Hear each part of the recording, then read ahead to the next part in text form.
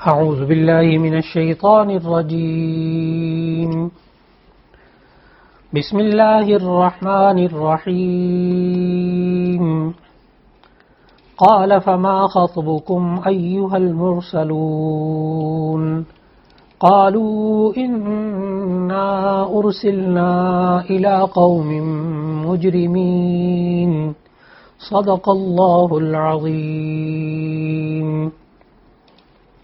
قرآن مجید کے مضامین کے خلاصے کے سلسلے میں آج 27ویں پارے کا آغاز ہو رہا ہے۔ 26ویں پارے کے آخری رکوع میں ان فرشتوں کا ذکر تھا جو حضرت ابراہیم علیہ السلام کے پاس آئے۔ حضرت ابراہیم علیہ السلام نے ان کو کھانا فراہم کیا، بھنا ہوا گوشت فراہم کیا، انہوں نے نہ کھایا کیونکہ ابراہیم علیہ السلام ان کو مہمان سمجھے تھے۔ لیکن جب حقیقت کھلی تو حضرت ابراہیم علیہ السلام نے پھر ان فرشتوں سے بات چیت کی۔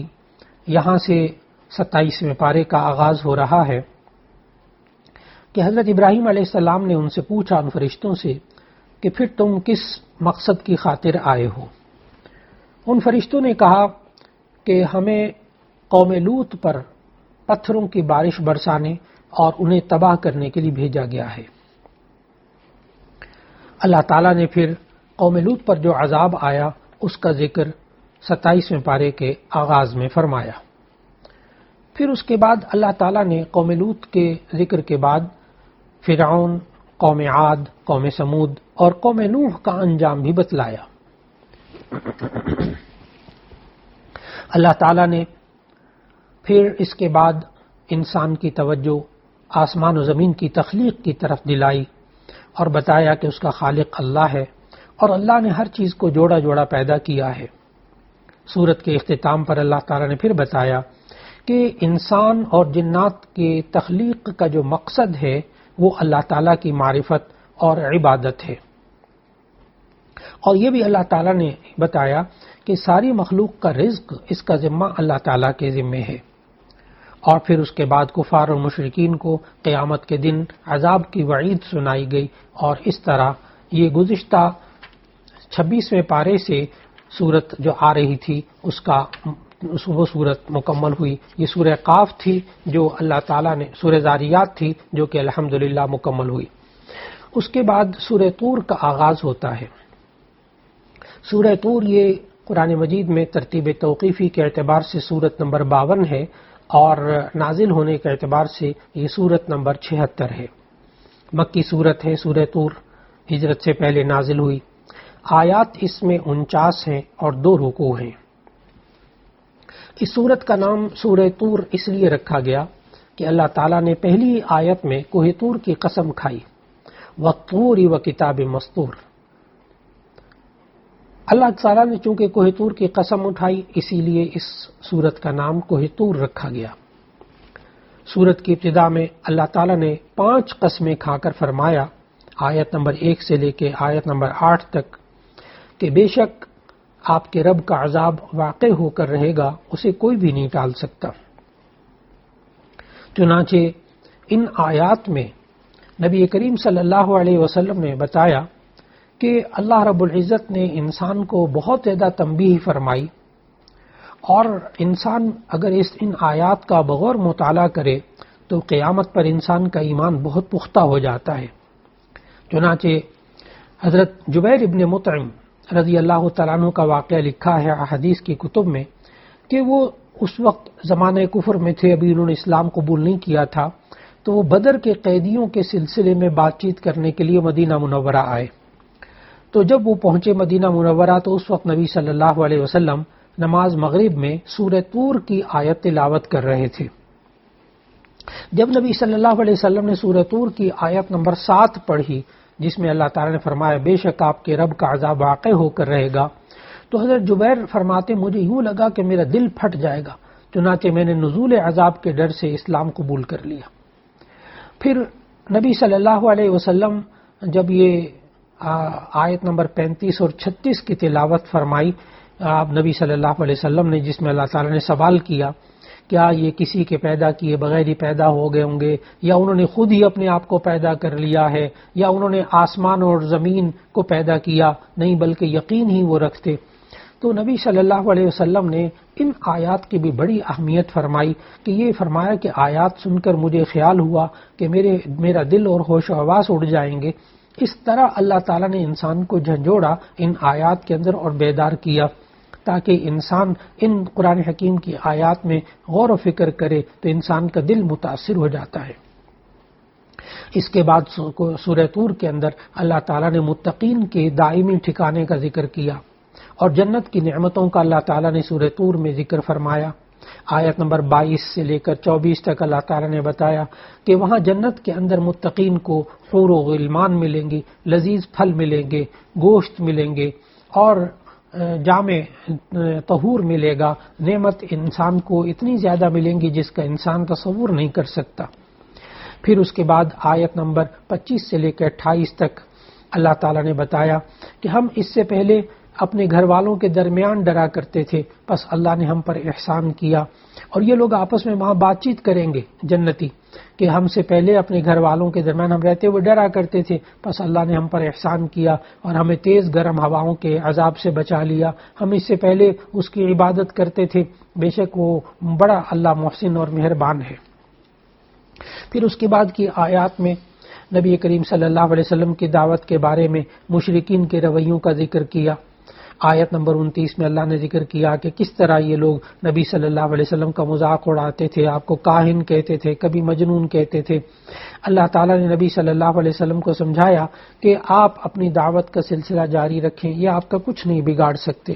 پھر سورت کے اختتام میں اللہ تعالیٰ نے مشرکین کے نظریات کی تردید فرمائی اور اللہ تعالیٰ کو ایک اور اس کی توحید کے بارے میں تعلیم دی، اور پھر ان مشرکین کے بارے میں مذمت کی کہ جو فرشتوں کو اللہ تعالیٰ کی بیٹیاں بناتے ہیں۔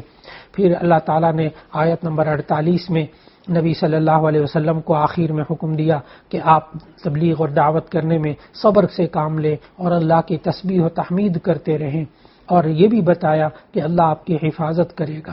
اور پھر آخر میں یہ بھی بتایا کہ ظالموں کو 2 قسم کے عذابوں کا سامنا کرنا پڑے گا، ایک دنیا کا عذاب اور دوسرا آخرت کا عذاب۔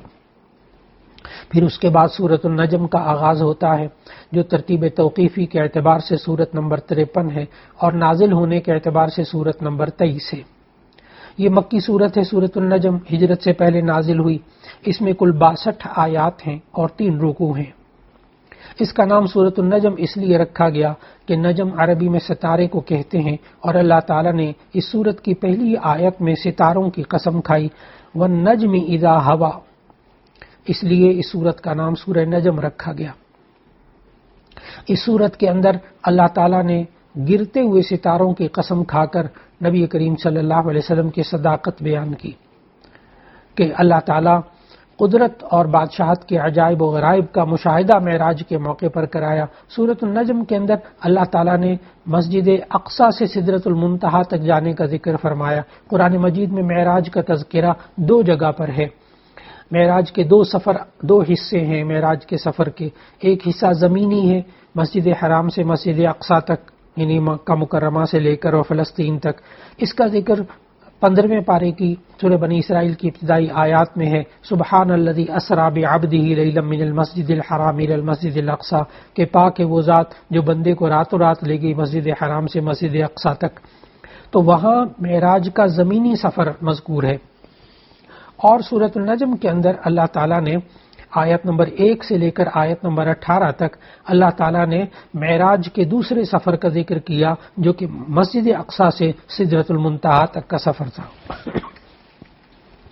چنانچہ اللہ تعالیٰ نے اس کے اندر معراج کے معجزے کے ذکر کے ساتھ ساتھ اللہ تعالیٰ کی قدرت اور بادشاہت کے عجائب و غرائب مشاہدے کا ذکر کیا۔ حضرت جبرائیل علیہ السلام کو اصلی صورت میں دکھایا، جنت، دوزخ، بیت معمور اور سدرۃ المنتہا جیسی نشانیاں اللہ تعالیٰ نے ذکر فرمائیں۔ اور پھر اس کے بعد سورۃ النجم کے اندر مشرکین کی مذمت بیان کی گئی، لات، منات، عزا جیسے بتوں کی عبادت کرتے تھے، ان کا تذکرہ کیا گیا، اور یہ فرشتوں کو اللہ کی بیٹیاں قرار دیتے تھے، اس کا ذکر کیا۔ اور اس صورت کے اندر قیامت کا تذکرہ ہے، جہاں انسان کو نیک اور برے اعمال کا پورا بدلہ ملے گا۔ متقین کے بارے میں ان آیات میں بتایا کہ وہ بڑے گناہوں اور بے حیائی کے کاموں سے بچتے ہیں، ان کی یہ خوبی ہے، اور کفار کے بارے میں یہ بتایا کہ وہ اسلام سے منہ پھیرتے ہیں۔ پھر اللہ تعالیٰ نے سورہ نجم کے اندر یہ بتایا کہ ہر شخص انفرادی طور پر اپنے اپنے اعمال کا ذمہ دار ہے، کسی کے گناہوں کا بوجھ دوسرے پر نہیں لادا جائے گا۔ پھر اس کے بعد اللہ تعالیٰ نے ہمیں یہ سمجھایا کہ انسان کو خود اپنی تعریف نہیں کرنی چاہیے، جو انسان خود اپنی تعریف کرتا ہے اسے قبول نہیں کیا جاتا۔ پھر اس کے بعد اللہ تعالیٰ نے قرآن مجید کی اس سورہ نجم کے اندر آیت نمبر 43 سے آیت نمبر 55 تک اللہ کی قدرت اور وحدانیت اور اللہ کے قادر مطلق ہونے کا نشانیاں بتائیں۔ 6 نشانیاں اللہ تعالیٰ نے یہاں بتائیں۔ ایک تو یہ بتایا کہ وہی اللہ ہے جو ہنساتا ہے، انسان کو رلاتا ہے۔ دوسرا یہ بتایا کہ وہی اللہ ہے جو انسان کو مارتا بھی ہے اور زندہ بھی کرتا ہے۔ تیسرا یہ بتایا کہ وہی اللہ ہے جس نے نر اور مادے کو پیدا کیا، مذکر اور مؤنث کو پیدا کیا۔ پھر چوتھا یہ بتایا کہ دوبارہ بھی پیدا کرنا وہ اللہ ہی کے ذمے ہے۔ پھر 5ویں بات یہ بتائی کہ وہی اللہ ہے جو انسان کو مالدار بناتا ہے، انسان کو نعمتیں دیتا ہے۔ 6ٹھی بات یہ بتائی کہ وہی اللہ ہے جس نے نافرمان قوموں کو ہلاک کیا۔ پھر اس کے بعد سورت کا جہاں اختتام ہوتا ہے سورہ نجم کا، سورہ نجم کے اختتام میں جو مشرکین کے رویے تھے ان کا اللہ تعالیٰ نے ذکر کیا، اور اللہ تعالیٰ نے آخری آیات میں فرمایا کیا تم اس کلام سے تعجب نہیں کرتے کہ ہنس رہے ہو، روتے نہیں ہو، بلکہ تم کھیل رہے ہو؟ اب اللہ کے سامنے سجدہ کرو اور اسی کی عبادت کرو۔ اس پر سورت کا اختتام ہوا۔ پھر سورۃ القمر کا آغاز ہوا۔ سورۃ القمر یہ ترتیب توقیفی کے اعتبار سے سورت نمبر 54 ہے، اور نازل ہونے کے اعتبار سے سورت نمبر 37 ہے۔ یہ مکی سورت ہے سورۃ القمر، ہجرت سے پہلے نازل ہوئی۔ اس میں کل 55 آیات ہیں اور 3 رکوع ہیں۔ سورۃ القمر اس کا نام اس لیے رکھا گیا کہ پہلی ہی آیت میں اللہ تعالیٰ نے قمر یعنی چاند کا ذکر کیا۔ اقتربت الساعۃ وانشق القمر، قیامت قریب آ پہنچی اور چاند شق ہو گیا، یعنی چاند 2 ٹکڑے ہو گیا۔ نبی کریم صلی اللہ علیہ وسلم کے اس معجزے کے بارے میں چونکہ اس کا ذکر ہے، اس لیے اس کو معجزہ شق القمر کہتے ہیں۔ اور یہ معجزہ شق القمر کی جو حدیث ہے یہ بخاری شریف اور مسلم شریف دونوں میں موجود ہے کہ نبی کریم صلی اللہ علیہ وسلم نے اپنی شہادت کی انگلی اور درمیان والی انگلی اٹھاتے ہوئے یہ فرمایا کہ مجھے اور قیامت میں اس طرح بھیجا گیا، دونوں جیسے ساتھ ساتھ ہیں۔ اور نبی کریم صلی اللہ علیہ وسلم کے مشہور معجزہ ہے جو اہل مکہ نے آپ صلی اللہ علیہ وسلم سے معجزے کا مطالبہ کیا تو آپ صلی اللہ علیہ وسلم نے چاند کی طرف اشارہ کر کے فرمایا اور اس کے 2 ٹکڑے ہو گئے۔ تو یہ اقتربت الساعۃ، قیامت قریب ہے، یہ بھی بخاری شریف اور مسلم شریف کی حدیث سے سمجھ میں آیا کہ جس طرح 2 انگلیاں ساتھ ساتھ ہیں اتنا قریب ہوں میں قیامت کے، نبی صلی اللہ علیہ وسلم نے فرمایا۔ اور وانشق القمر، اس میں بھی قیامت کی علامت یعنی معجزہ شق القمر بتایا کہ اس کی وجہ سے بھی قیامت جو ہے وہ قریب آ چکی۔ تو ایک ہی آیت کے اندر یہ 2 باتیں سمجھنا بہت ضروری ہے۔ پھر اس کے بعد اللہ تعالیٰ نے سورۃ القمر کے اندر ہمیں سمجھایا کہ یہ لوگ جو ہیں جنہوں نے معجزہ مانگا تھا، یہ اگر کوئی بھی معجزہ دیکھ لیں گے تو منہ پھیر لیں گے اور یہ کہیں گے یہ پہلے سے چلا آتا ہوا جادو ہے۔ تو اللہ تعالیٰ نے نبی صلی اللہ علیہ وسلم کو حکم دیا کہ آپ ان سے اعراض فرمائیں اور اس دن کا انتظار کریں جب یہ قبروں سے اس حال میں کھڑے ہوں گے کہ ان کی آنکھیں جھکی ہوئی ہوں گی، چہروں کے اوپر ذلت کی سیاہی چھائی ہوگی، پکارنے والے کی طرف دوڑتے ہوئے جائیں گے اور خود کہیں گے کہ یہ دن تو ہمارے لیے بڑا سخت ثابت ہوا ہے۔ پھر اس کے بعد یہ سورۃ نجم، اس سورت کے اندر اللہ تعالیٰ نے سورۃ القمر میں کفار کے بارے میں یہ ذکر کیا کہ دیکھو جیسا عذاب پہلی قوموں پر آیا اسی طرح تم پر بھی عذاب آ سکتا ہے۔ اللہ تعالیٰ نے تباہ شدہ اقوام کا حوالہ دے کر اللہ نے کہا کہ بتاؤ میرا عذاب اور میری ڈرانے والی باتیں کیسی رہیں۔ پھر اس کے بعد اللہ تعالیٰ نے اس سورت کے اندر ایک خاص بات ہے کہ اللہ تعالیٰ نے اس سورت کے اندر 4 مرتبہ ایک بات فرمائی، وَلَقَدْ يَسَّرْنَا الْقُرْآنَ لِلذِّكْرِ فَهَلْ مِن مُدَّكِرٍ۔ یہ بے عینی ہی بالکل یہی جملہ اس سورۃ القمر کے اندر 4 مرتبہ آتا ہے، جس کا ترجمہ یہ ہے اور بے شک ہم نے قرآن کو سمجھنے کے لیے آسان کر دیا ہے، پس کیا کوئی ہے نصیحت حاصل کرنے والا۔ آیت نمبر 17 میں پہلے آیا، پھر آیت نمبر 22 میں یہ جملہ آیا، پھر آیت نمبر 32 میں یہ جملہ آیا، پھر آیت نمبر 40 میں یہ جملہ آیا، وَلَقَدْ يَسَّرْنَا الْقُرْآنَ لِلذِّكْرِ فَهَلْ مِن مُدَّكِرٍ۔ تو اللہ تعالیٰ نے قرآن مجید کو آسان بنایا ہے، اسے پڑھنا آسان ہے، اسے حفظ کرنا آسان ہے، اس کی نصیحتوں پر عمل کرنا آسان ہے، اس کی جتنی باتیں ہیں وہ آسانی سے عقل میں سمجھ میں آ جاتی ہیں، اور پھر اس کے ساتھ ساتھ چھوٹے چھوٹے بچے، معصوم بچے اس کو اپنے سینوں کے اندر، ذہنوں میں محفوظ کر رہے ہیں، کتنا آسان ہے ان کے لیے، اور اس کا اثر انسان کے دل پر ہوتا ہے، انسان آسانی سے ہدایت طلب کر لیتا ہے۔ تو وَلَقَدْ يَسَّرْنَا الْقُرْآنَ لِلذِّكْرِ فَهَلْ مِن مُدَّكِرٍ، اللہ تعالیٰ نے قرآن حکیم کو واقعی آسان بنایا ہے، لیکن آسان ہونے کا یہ مطلب نہیں ہے کہ صرف ترجمہ پڑھنے کے بعد اور صرف تفسیر خود سے پڑھنے کے بعد انسان مجتہد بن جائے، ایسا نہیں ہونا چاہیے، اس لیے کہ مسائل کا جو استنباط ہے، اس کی جو گہرائی ہے، اس کے اندر جو معانی اور مفاہیم ہے، وہ تو بڑے بڑے مفسرین نے تفاسیر لکھ دی اور لکھنے کے بعد یہ کہا کہ ہم تفسیر کا حق ادا نہیں کر سکے۔ اس لیے قرآن مجید آسان ہے ان معانی میں جن کا بھی پہلے ذکر کیا گیا، اور جہاں تک مسائل معلوم کرنا ہے، استنباط کرنا ہے، اور اس کی گہرائی میں جا کر اس کے جو ہے وہ قیمتی موتی تلاش کرنا ہے، اور زندگی کے بارے میں اور آخرت کے بارے میں گہرائی کی باتیں معلوم کرنا ہے، یہ مفسرین کا کام ہے، یہ واقعی ایک جان جوکھوں کا کام ہے، بڑی ہمت محنت کا کام۔ پھر سورت کے اختتام میں اللہ تعالیٰ نے فرمایا کہ ہم نے ہر چیز کو ایک خاص اندازے سے پیدا کیا ہے۔ آیت نمبر 49 میں اللہ تعالیٰ نے تقدیر کا ذکر کیا کہ اس کائنات میں جو کچھ بھی ہے، چاہے وہ اچھا ہو یا برا ہو، سب اللہ کی مخلوق ہے، اور اللہ نے اس کو لوح محفوظ میں لکھا ہوا ہے، اور موجود ہونے سے پہلے اللہ کو سب کچھ معلوم ہے۔ اس لیے تقدیر پر ایمان رکھنا بھی ضروری ہے۔ اور پھر اللہ تعالیٰ نے ان آیت میں بتایا کہ انسانوں کی چھوٹی چھوٹی باتیں بھی سب لوح محفوظ میں درج ہیں، اور کرامن کاتبین بھی لکھ رہے ہیں، لہذا کسی گناہ کو چھوٹا سمجھ کر اس کا ارتکاب نہیں کرنا چاہیے، اور کسی بھی چھوٹی سی نیکی کو حقیر نہیں سمجھنا چاہیے، کیا پتہ یہی کام آ جائے۔ پھر آخر میں اللہ تعالیٰ نے متقین کو اچھے انجام اور اللہ کی رضا کی اور ان کو عزت ملنے کی بشارت سنائی، جو جنت میں اللہ تعالیٰ ان کو نعمتیں عطا فرمائے گا۔ پھر اس کے بعد سورۃ الرحمن کا ذکر ہے۔ سورۃ الرحمن یہ ترتیب توقیفی یعنی قرآن مجید کی ترتیب کے اعتبار سے یہ سورت نمبر 55 ہے، اور نازل ہونے کی ترتیب سے یہ سورت نمبر 97 ہے۔ یہ مدنی سورت ہے، ہجرت کے بعد نازل ہوئی۔ اس میں کل آیات 78 ہیں اور 3 رکوع ہیں۔ اس کا نام سورۃ الرحمن اس لیے رکھا گیا کہ اس کی پہلی ہی آیت میں یہ نام موجود ہے، الرحمن علم القرآن۔ یہ سورت اللہ تعالیٰ کی صفت سے شروع ہو رہی ہے، یعنی صفت رحمان سے، اس لیے اس کا نام سورۃ الرحمن رکھا گیا۔ اس سورت میں اللہ تعالیٰ نے اپنی نعمتیں بیان فرمائی، جن میں سب سے پہلی نعمت قرآن حکیم کا اتارا جانا اور بندوں کو تعلیم دینا کہ یہ نعمت سب سے بڑی نعمت ہے جو اللہ تعالیٰ نے ہمیں عطا فرمائی۔ اور اللہ تعالیٰ نے سورت کا آغاز اپنی صفت الرحمن سے فرمایا، آگاہ کیا کہ اللہ کی ساری نعمتیں خصوصاً قرآن کی نعمت اس کے رحمان ہونے کے فیض کی وجہ سے ہیں، اور رحمان ہونے کی وجہ سے وہ بندوں پر رحم کرتا ہے، انہیں ہر طرح کی نعمتیں عطا فرماتا ہے، ان کی تعلیم اور ہدایت کے لیے اس نے قرآن نازل کیا، یہ بھی رحمان کی رحمت کا تقاضا ہے۔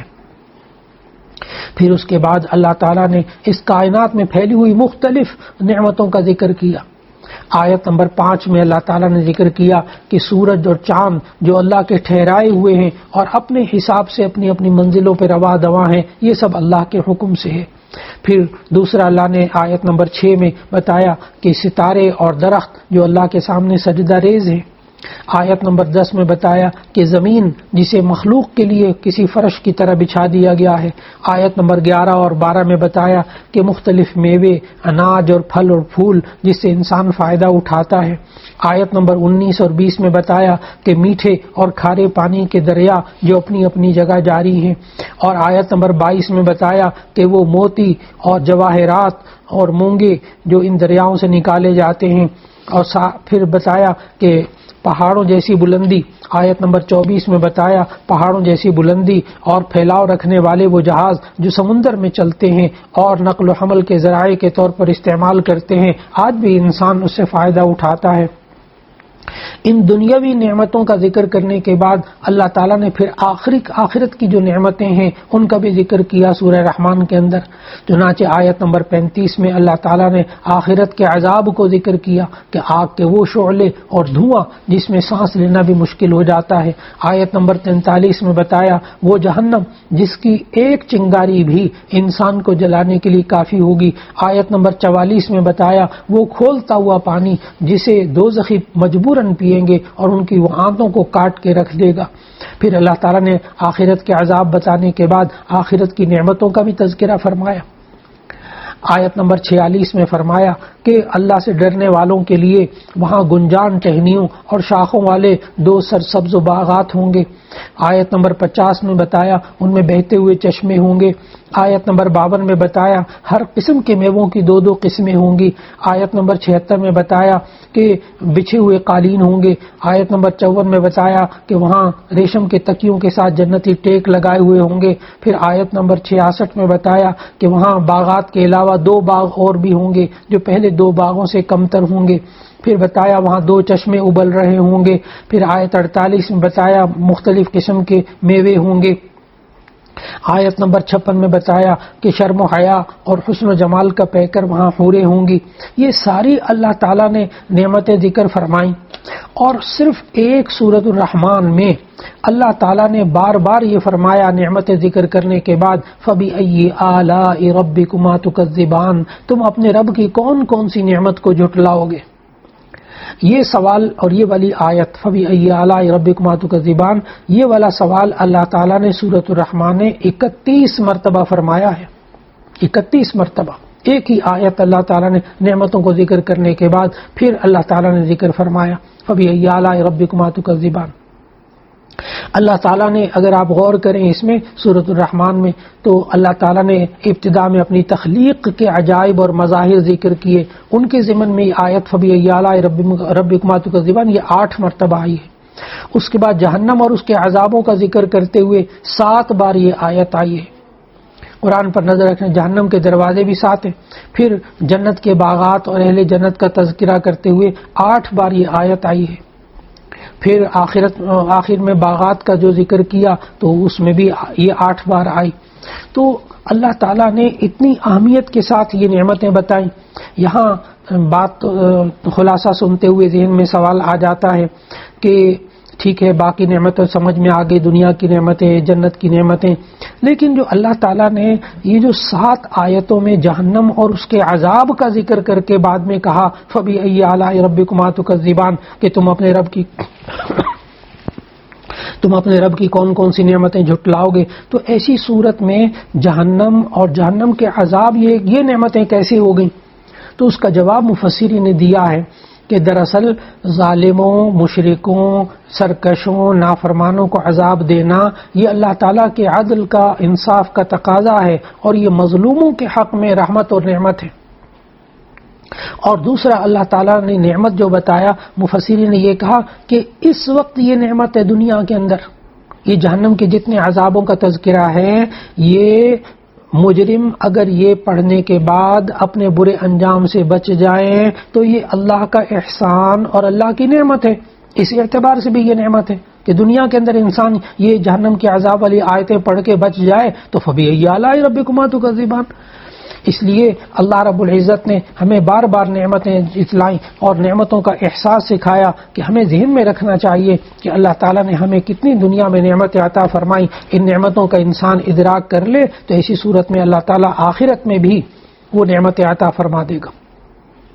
پھر سورت کے اختتام پہ اللہ تعالیٰ نے فرمایا کہ تیرے پروردگار کا نام بابرکت اور عزت و جلال والا ہے۔ پھر اس کے بعد اللہ رب العزت نے سورۃ الواقعہ کا ذکر فرمایا۔ سورۃ الواقعہ یہ ترتیب توقیفی کے اعتبار سے سورت نمبر 56 ہے، اور نازل ہونے کی ترتیب سے یہ سورت نمبر 46 ہے، مکی سورت ہے، ہجرت سے پہلے نازل ہوئی۔ سورۃ الواقعہ کے اندر 96 آیات ہیں اور 3 رکوع ہیں۔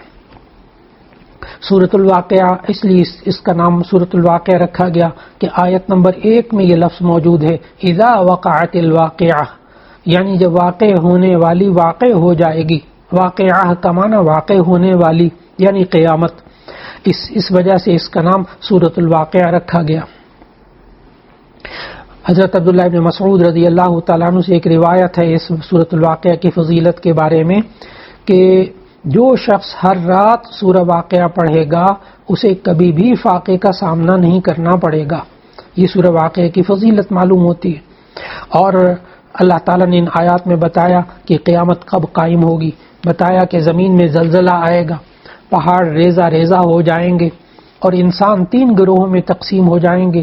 ایک اصحاب الیمین جو کہ جنتی ہوں گے، ایک اصحاب الشمال جو دوزخ میں جانے والے ہوں گے، اور ایک سابقون ہوں گے یعنی وہ خواص مؤمنین جو نیکی کے کاموں میں دوسروں سے سبقت لے جانے کی کوشش کیا کرتے تھے. اللہ تعالیٰ نے آیت نمبر 1 سے لے کر آیت نمبر 56 تک انسان کو 3 گروہوں میں تقسیم کرنے کے بعد تفصیل میں پھر ہر ایک کے لیے اللہ تعالیٰ نے جزا کا بھی ذکر کیا. اور اس کے بعد اس صورت کے اندر اللہ تعالیٰ نے اپنے کمال اور اپنی قدرت کا بھی بیان کیا. اللہ تعالیٰ نے 5 انداز سے ان آیات میں اپنی قدرت اور اپنے کمال قدرت اللہ تعالیٰ نے بتائی. اور ایک تو یہ بتایا وہی اللہ ہے جو پانی کے قطرے سے انسان بنا سکتا ہے. دوسرا یہ بتایا کہ وہی اللہ ہے جو مٹی میں ڈالے جانے والے پودے کو اور بیج کو پودا بناتا ہے اور اسے درخت بنا سکتا ہے. پھر بتایا تیسری چیز کہ وہی اللہ ہے جو بادلوں سے پانی برساتا ہے. اور چوتھا یہ بتایا کہ وہی اللہ ہے جو درخت سے آگ پیدا کر سکتا ہے. پھر پانچواں یہ بتایا کہ وہی اللہ ہے جو مردہ انسان کو دوبارہ زندہ بھی کر سکتا ہے. اللہ تعالیٰ نے قرآن مجید کے اندر مختلف چیزوں کی قسم کھائی. اس صورت کے اندر اللہ تعالیٰ نے ستاروں کے گرنے کی قسم کھائی. آیت نمبر 76 میں فرمایا اگر تمہیں علم ہو تو یہ بہت بڑی قسم ہے.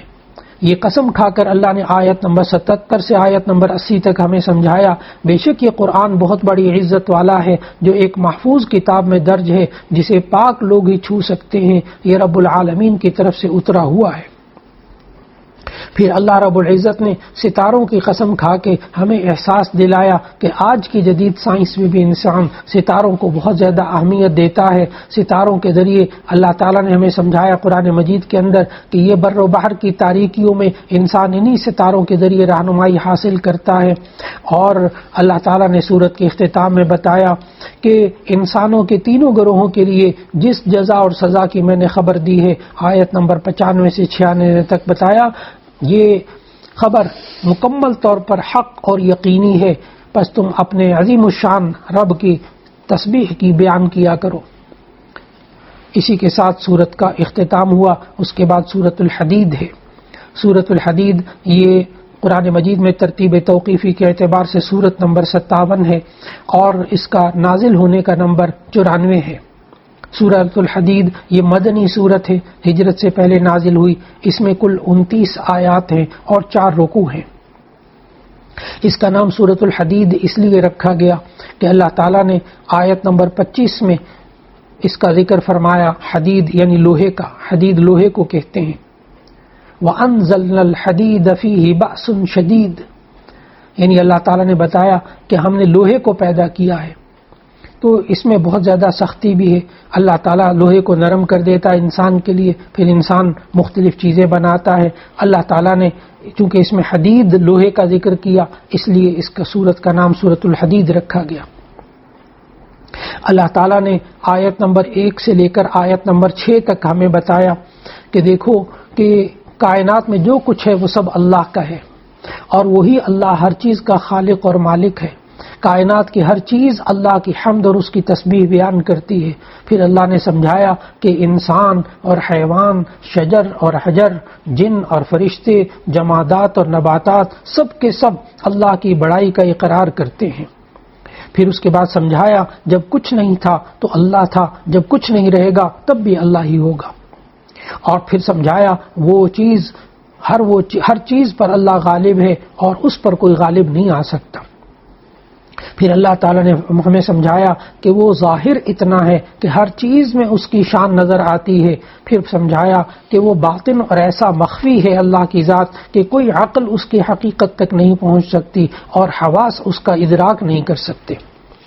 پھر اس کے بعد اللہ تعالیٰ نے فرمایا کہ اللہ اور اس کے رسول صلی اللہ علیہ وسلم پر ایمان لانے اور دین کی سربلندی کے لیے مال اور جان قربان کرنے کا حکم دیا۔ چنانچہ آیت نمبر 10 میں سورۃ الحدید کی فرمایا، تمہیں کیا ہو گیا، تم اللہ کی راہ میں خرچ نہیں کرتے، حقیقت میں تو آسمان اور زمین کی میراث کا اللہ ہی مالک ہے۔ پھر اللہ تعالیٰ نے بتایا کہ تمہاری موت کے بعد تمہارے مال و متاع اور یہ سارے سونا چاندی اس کا وہ اکیلا ہی اللہ مالک ہوگا۔ اللہ تعالیٰ نے آیت نمبر 11 میں فرمایا، کون ہے جو اللہ تعالیٰ کو اچھی طرح قرض دے پھر اللہ تعالیٰ اسے اس کے لیے بڑھاتا چلا جائے، اس کے لیے پسندیدہ اجر ثابت ہو جائے۔ پھر آیت نمبر 12 سے لے کر 15 تک اللہ تعالیٰ نے انفاق فی سبیل اللہ کی ترغیب دی کہ مخلص اہل ایمان اور منافقوں کا جو حال ہوگا اسے بیان کیا گیا۔ پھر اللہ تعالیٰ نے ایمان والوں کو جگانے کے لیے خبردار کیا کہ وہ منافقوں اور یہود و نصارہ کی طرح دنیا کی زندگی کو اور اس کی ظاہری کشش سے کہیں دھوکہ نہ کھائیں۔ آیت نمبر 16 میں اللہ تعالیٰ نے بتایا، کیا اب تک ایمان والوں کے لیے وہ وقت نہیں آیا کہ ان کے دل ذکر الہی سے اور جو حق اتر چکا اس سے نرم ہو جائیں اور ان کی طرح نہ ہو جائیں جنہیں ان سے پہلے کتاب دی گئی، پھر جب ان پر ایک زمانہ گزر گیا تو ان کے دل سخت ہو گئے اور ان میں سے بہت سارے گناہگار ہیں۔ پھر اس کے بعد اللہ تعالیٰ نے انسان کے سامنے دنیا کی زندگی کی حقیقت بیان کی تاکہ وہ اس ظاہری زیب و زینت سے کہیں دھوکہ نہ کھا جائے۔ اللہ نے سمجھایا کہ یہ دنیا دھوکہ ہے، یہ لہو و لعب ہے۔ کم عقل لوگ مال اور اولاد کی کثرت پر فخر کرتے ہیں، حسب و نسب پر اکڑتے ہیں، اپنی پوری زندگی اور صلاحیتیں دنیا کا سامان جمع کرنے میں لگا دیتے ہیں۔ اللہ تعالیٰ نے مثال دے کر سمجھایا اس صورت کے اندر کہ اس دنیا کی مثال اس کھیتی کی سی ہے جس کی سرسبزی اور تر و تازگی دیکھ کر کاشتکار خوش ہو جاتا ہے، دیکھنے والے رشک کرتے ہیں، پھر ایک وقت آتا ہے کہ کوڑا کرکٹ بن کر سب کچھ ہوا میں اڑ جاتا ہے۔ دنیا کی زندگی کا یہی حال ہے، یہ دنیا فانی ہے اور یہاں کی ہر چیز زوال پذیر ہے۔ اللہ تعالیٰ نے آیت 20 میں سمجھایا، لیکن آخرت کی زندگی دائمی ہے، وہاں کی نعمتیں ہمیشہ باقی رہنے والی ہیں۔ آیت نمبر 21 میں اللہ تعالیٰ نے فرمایا، اس لیے مسلمانوں کو حکم دیا کہ اللہ کی مغفرت اور جنت کے حصول کے لیے دوڑ لگاؤ اور ایک دوسرے سے آگے بڑھنے کی کوشش کرو۔ سورت کے اختتام پر اللہ سے ڈرنے والوں اور رسول اللہ صلی اللہ علیہ وسلم پر ایمان لانے والوں کے لیے دوہرے اجر اور نور عطا کرنے کا وعدہ ہے جس کی روشنی میں وہ چلیں پھریں گے۔ اسی پر 27ویں پارے کا اختتام ہو رہا ہے۔ اللہ رب العزت ہم سب کو قرآن مجید کی تلاوت کی توفیق عطا فرمائے، اس کو سمجھنے کی توفیق عطا فرمائے، اس کے مطابق عمل کرنے کی توفیق عطا فرمائے اور قرآن حکیم کی تعلیمات کو دوسروں تک پہنچانے کی توفیق عطا فرمائے۔ وآخر دعوانا ان الحمد للہ رب العالمین۔